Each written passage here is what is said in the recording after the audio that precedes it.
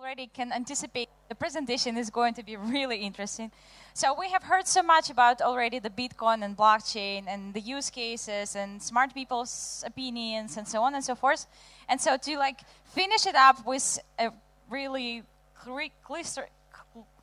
very clear understanding of what is actually legal and illegal to do in Ukraine, I invite you to clap our hands and to warm it up, Dmitry. I understand that you were expecting at least Mikhail Saakashvili here as a secret guest, right? Yes. I hope that you are ready to spend 1 hour for dull legal presentation, right? 1 hour? Yeah. It's 15 minutes. Oh, yeah, really? Okay, or 15 minutes of dull presentation. Since I was moved to the end of the today list of speakers, I was asked to make my presentation positive. Therefore, few minutes ago, I put this slide to make this presentation positive. Everything else will be negative. All right. Today, I was really excited to see that 80,000 guys from Europe, from the world, donated almost 1.5 million euros to help Greece. Well, this is not even 1% of the needed amount, but just imagine these guys, during 5 days, they gathered 1.5 million euros. Yeah? And please correct me if I'm wrong, but as I understand, this is called, this new kind of economy, or this new form of economic activities is called the economy. I'm not sure that this is right, but still, Wikipedia told me so. Another example of new economic relations is Uber. Yeah? And Wikipedia again told me that this kind of new economic relations is called the on-demand economy.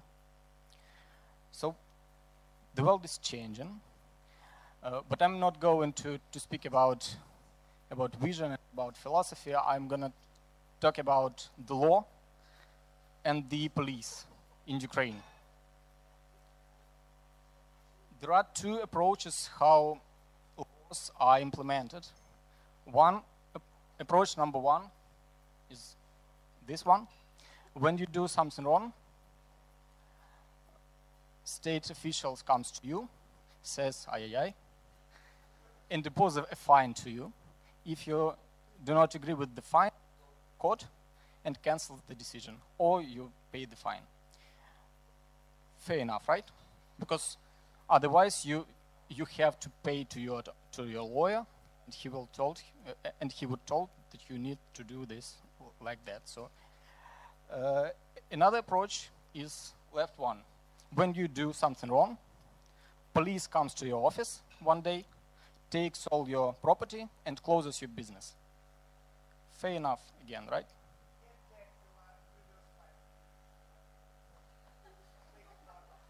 This one.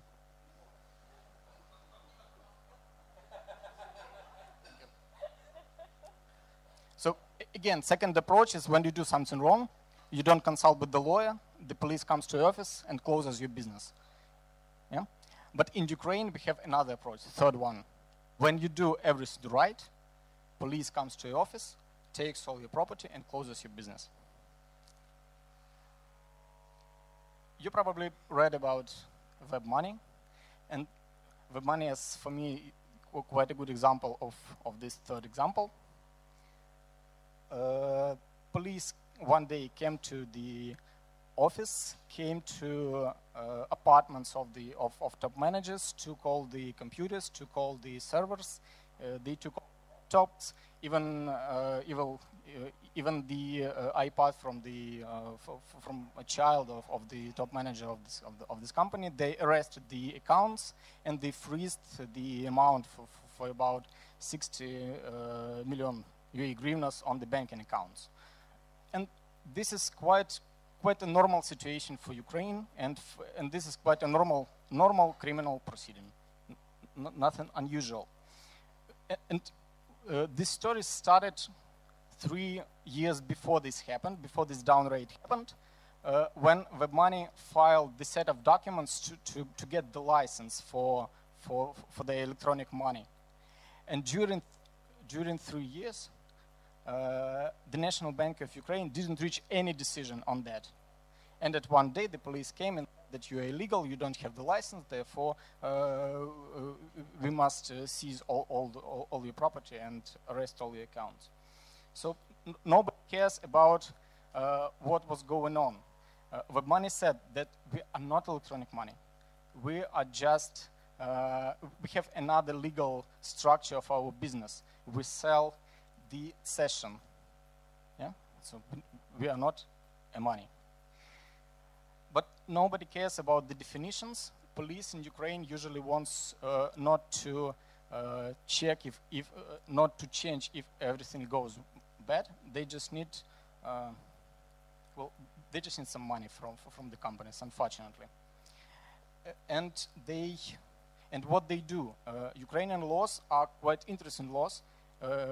Sometimes you read the law and you don't understand the law, even if you're smart like me.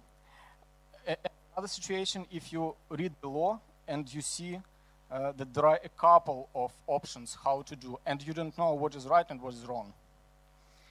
And police, they are monetizing this uncertainty in the laws. There's another problem.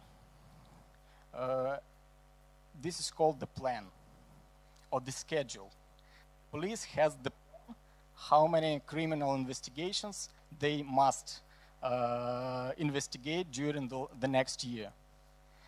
If you fall under this plan, then you had a problem. So now I need your help.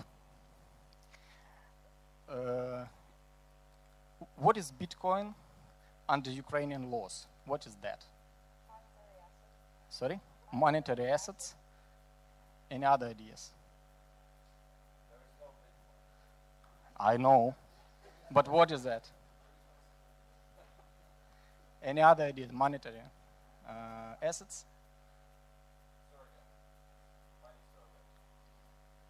Money surrogate, okay. It's a property. Any other ideas? A form of money? Maybe a computer program, yeah. This lady heard my presentation. And some other ideas. But no. Bitcoin, as per police, is a meaning of financing terrorism, is a meaning of drug dealing, it's a meaning of purchasing of weapon, yeah, and the Mason conspiracy theory. Yeah. And the guys from the National Bank of Ukraine called that blockchain is very similar to the financial pyramid. This guy is Madoff. But we tried to explain what is Bitcoin. So I called Misha, I gave a call to Andrei, I don't know where is he. We tried to organize a round table and to invite the guys from the National Bank of Ukraine, from the State Security Service and from police. And we explained, and when one of our lawyers was talking about difference, was talking about the end of the difference between fiat money and cryptocurrencies, these two guys just stood up, told that they do not understand anything, and left the round table. I tried to understand why that happened, and it seemed that I understood. For those who do not speak Russian very well, there is a mistake here. So these guys, they are just not smart enough, unfortunately. There are smart guys. It's just a typo, just error. Okay, major error. It can be anything, yeah, right? it may be. This is not mistype. I'm sure. All right. Another problem is that right guys and smart guys are judges, but Ukrainian courts are busy with unnecessary and very small cases. 5 years ago, I happened to visit the court proceeding where the judge, the assistant of a judge, the attorney, the prosecution officer were invited to the court hearing to hear the case about seizure of the SIM card, which the guy stored in his ass. So a small SIM card, 6 people in the court hearing, and an hour of the court hearing. So the courts are busy with unnecessary things. And final story I would like you to tell is probably you heard about the Silk Road, right? Oh yeah. Who didn't? Everyone knows. The core thing in this story is that 30,000 bitcoins were seized from the wallets, from the wallets of these guys, and the FBI were about to sell these bitcoins at the auction, yeah? And the average, the approximate amount is used at 15 millions or 25 millions. I saw different amounts. Let's imagine that this happened in Ukraine. So police officers come to the office, sees that these guys has 15 millions in their wallets, and understand that there is no definition of Bitcoin, that we do not know what that. It's a kind of Mason conspiracy, we all know. So these guys just will not be able to take this money and will not be able to sell these bitcoins as well, unfortunately. So poor guys. As a short summary, it is not illegal to deal with cryptocurrency in Ukraine. The second is no criminal liability for use of bitcoins, again. And finally, 2 slides, 2 visionary slides. I told about the on-demand economy, and I believe that situation with Uber is a very good example of this economy, and I believe that this is a kind of a start of a new, of a new stage in economy. I don't know. I'm not the economist. I'm a lawyer. Therefore, all lawyers like to talk about something they do not understand. I'm one of them. And there are different approaches in the US and in Europe regarding Uber. In California, you can see the car sharing line where the cars can drive. Yeah. So in the US, car sharing is good. In France, the taxists told that we don't like this because it's our business. We bought the license and we will do this before we die. Yeah? So 2 different approaches to the on-demand economy. And I'm not interested in the US and in Europe because I'm interested in Ukraine. It's interesting for me what will go on in Ukraine and which of these approaches Ukraine will accept. Yesterday I heard the news that Uber is going to open its office in Ukraine. And coming back to bitcoins, I do not believe that these days Bitcoin will be fully legal from the point of view of Ukrainian legislation, because we have problems on the east, and this is called the president told that we have a terrorist in Ukraine. Therefore, any means which can help finance in such activities of terrorism, and Bitcoin is one of them, will be prohibited. Because there is a company like, there is an organization like FATF, and if Ukraine enters into the blacklist of FATF, it will be not good enough because all the banks will leave Ukraine. So Bitcoin, unfortunately, will not be fully legal in Ukraine within, I believe, 2 years. And probably you were not expecting such advice from the lawyer, but fuck the system. Thank you. Thank you so much.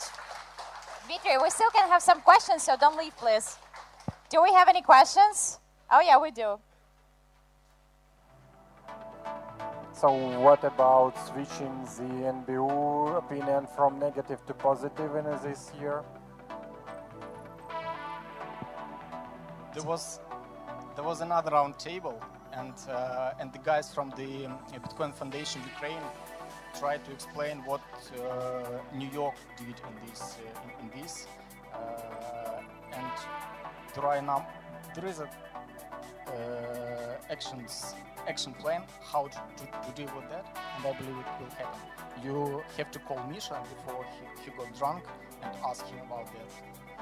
Just one more question, and I guess we're going to have more as well. As far as I know, there's much more weapons and drugs going on in the dollar. So how about the dollar and the issues in Ukraine? Did they ever think about sticking with the dollar? Dollar is prohibited in Ukraine. All right, that was a very simple answer. Let's go further. Mike, you want to check? Oh, that was that question you wanted to ask. When we are talking with police and with the representatives of the National Bank of Ukraine, we tell them the same. Cash is the most liquid property in the world, so why don't you just prohibit the cash? Why you are trying to prohibit Bitcoin? There's no. All right, this is the last question here. No. Ah? Yes. So, thank you so much, Dmytro. Once again, a big round of applause because it was the probably funniest